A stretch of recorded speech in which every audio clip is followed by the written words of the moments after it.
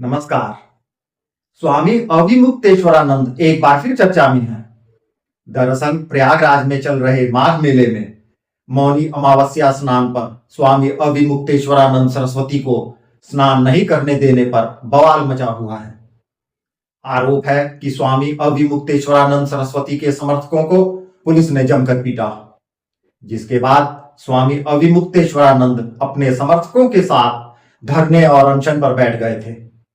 अक्सर किसी न किसी विवाद के चलते चर्चा में बने रहने वाले शंकराचार्य के साथ अब आगे क्या होने वाला है, यह तो मैं बाद में बताऊंगा।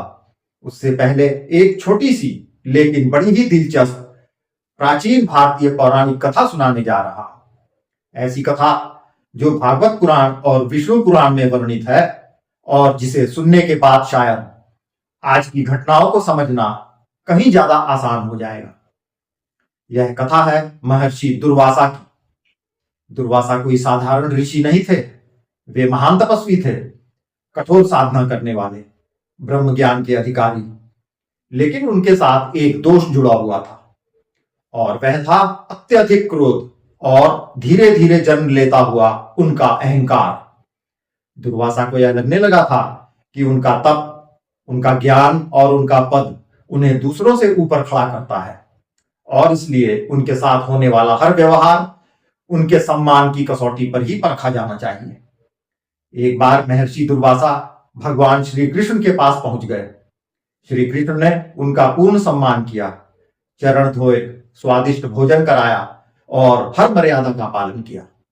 भोजन के बाद दुर्वासा ने अपने हाथों से थोड़ा अन्न उठाया और श्री कृष्ण से कहा, इसे अपने शरीर पर लगा लो, क्योंकि यह उनका आशीर्वाद है।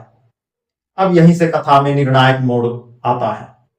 श्री कृष्ण जानते थे कि यदि उन्होंने मना किया तो दुर्वासा का क्रोध भड़क सकता है और यदि स्वीकार किया तो उनके अहंकार को और बल मिलेगा। श्री कृष्ण ने कोई तर्क नहीं दिया, कोई प्रतिवाद नहीं किया। उन्होंने मौन बनाए रखा और उस अन्न को अपने शरीर पर लगा लिया। लेकिन दुर्वासा को लगा कि फिर भी उनका अपमान हुआ है, क्योंकि श्री कृष्ण ने उनके आदेश को पर्याप्त भाव और सम्मान के साथ स्वीकार नहीं किया। क्रोध में आकर दुर्वासा ने श्री कृष्ण को श्राप दे डाला। जरा ध्यान दीजिएगा, यह कथा हमें यह नहीं बताती कि दुर्वासा मूर्ख थे। यह बताती है कि जब तप अहंकार में बदल जाता है तो दृष्टि विकृत हो जाती है। श्री कृष्ण ने श्राप सुनकर भी कोई जवाब नहीं दिया। उन्होंने केवल इतना कहा कि यदि अन्याय हुआ है तो धर्म स्वयं निर्णय करेगा। अब श्राप की शक्ति उल्टी पड़ गई। दुर्वासा भयभीत हो उठे। वे पहले ब्रह्मा के पास गए, फिर शिव के पास गए, लेकिन हर जगह उन्हें यही उत्तर मिला कि जब अहंकार साधना पर हावी हो जाती है तो उसका समाधान या निराकरण वही कर सकता है जिसके प्रति उसका विनय। अंततः दुर्वासा फिर श्री कृष्ण के पास लौटे, टूटे हुए, भयभीत। श्री कृष्ण ने न उन्हें अपमानित किया, न दंड दिया, बल्कि शांत स्वर में कहा कि तपस्या यदि विनय से रहित हो जाए तो वह साधना नहीं रहती, वह सत्ता की भूख बन जाती है। वहीं दुर्वासा का अहंकार टूटा और वही उनका वास्तविक उद्धार था। अब इस कथा को यहीं रोककर आज की ताजा घटना पर आइए। हाल ही में प्रयागराज के माघ मेले में संगम पर स्नान को लेकर जो विवाद खड़ा हुआ, उसने सिर्फ संत समाज ही नहीं बल्कि पूरे देश का ध्यान अपनी ओर खींचा। संगम, जिसे सनातन परंपरा में सभी के लिए समान रूप से पवित्र माना गया है, वहां स्नान को लेकर स्वामी अविमुक्तेश्वरानंद ने यह कहकर इनकार कर दिया कि उनके साथ अन्याय हुआ है और उनका अपमान किया जा रहा है। उनका कहना था कि उन्हें वह सम्मान नहीं मिला जिसके वे अधिकारी हैं, इसलिए उन्होंने संगम में स्नान करने से मना कर दिया और वहीं धरना तथा अनशन भी शुरू कर दिया। भारतीय परंपरा में संगम राजा के लिए भी उतना ही है जितना एक साधारण श्रद्धालु के लिए। लेकिन जब किसी को यह लगने लगे कि जब तक मेरी शर्तें नहीं मानी जाएंगी तब तक मैं धर्म कर्म नहीं करूंगा, तब समस्या आस्था की नहीं अहंकार की बन जाती है। यही वह बिंदु है जहां दुर्वासा ऋषि की कथा आज जीवित हो उठती है।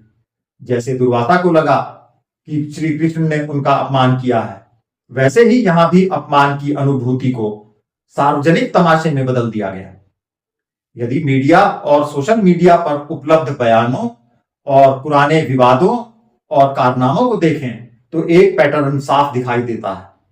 बार बार टकराव, बार बार व्यवस्था को चुनौती और बार बार स्वयं को धर्म का सबसे बड़ा प्रतिनिधि घोषित करने की प्रवृत्ति। लेकिन भारतीय दर्शन हमें यह सिखाता है कि धर्म व्यवस्था को तोड़कर नहीं, व्यवस्था के भीतर रहकर आगे बढ़ता है। दुर्वासा ऋषि का हश्र शारीरिक विनाश नहीं था, बल्कि अहंकार का अंत था। और यही इस कथा का सबसे बड़ा संदेश है। आज जब एक व्यक्ति स्वयं को शंकराचार्य घोषित करता है अथवा उसका दावा करता है, जबकि मामला सर्वोच्च न्यायालय में विचाराधीन है, जब कोई सार्वजनिक और पवित्र स्थल पर विवाद खड़ा करता है, तो प्रश्न व्यक्ति पर नहीं, प्रवृत्ति पर उठता है। धर्म वह नहीं जो धरने से साबित हो, धर्म वह है जो विनय से पहचाना जाए। बार बार तमाशा खड़ा करने की यह तकनीक किसी भी व्यक्ति के लिए अंततः घातक ही साबित होती है, क्योंकि समाज और श्रद्धालु दोनों अब यह समझने लगे हैं कि साधु संत का मूल्य उसके संयम से आंका जाता है, न कि उसके शोर शराबे से और दिखावे से। इतिहास और शास्त्र दोनों गवाह हैं कि जो तपस्वी विनय छोड़ देते हैं, वह स्वयं अपने पतन की कथा लिख देते हैं। दुर्वासा ऋषि जैसे महान तपस्वी को भी जब अहंकार ने घेरा, तो उन्हें भी टूटना पड़ा। यही चेतावनी आज के युग में भी उतनी ही प्रासंगिक है। यह बात मैं किसी भी व्यक्ति के पक्ष या विरोध में नहीं कह रहा हूं। यह तो एक दर्पण है, और दर्पण में दिखने वाला चेहरा हर किसी का अपना ही होता है। अब यह हम पर निर्भर करता है कि हम और स्वामी अविमुक्तेश्वरानंद जी इस कथा से क्या सीख लेते हैं। अहंकार का मार्ग या विनय का, टकराव का रास्ता या शांति का।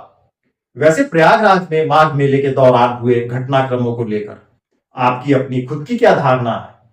क्या स्वामी अविमुक्तेश्वरानंद के लिए यह आखिरी तमाशा साबित हो सकता है? जरूर बताइएगा।